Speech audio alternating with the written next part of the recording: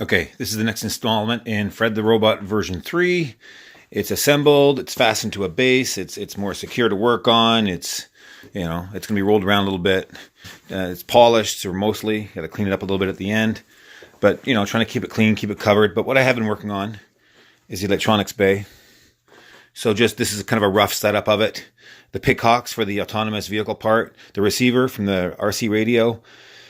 There's going to be terminals for the speed controller and the pickhawks. So all the connections are going to be here in this one.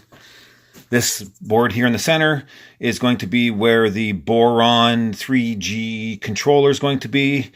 Not sure why I want that in there, but it's a technology I want to learn, so I figured I'd add it to this.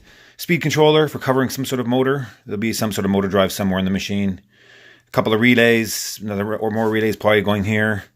This is an Arduino, originally what it was for was to run the display here that told you the longitude and latitude. So I'm going to keep that in. But what I want to do is I want to learn how to make the Arduino talk to the Boron, talk to the speed controller through serial. So that's why I'm putting a bunch of things in. I want to learn how to do serial. I think it's kind of the next thing I need to know. Down in the front, terminals for 5 volts, 12 volts, 24 volts. This main power relay is going to be here. Again, that's the display for the GPS, and this micro SD card here is what writes the GPS locations, and you can put it to a laptop or something and download all that.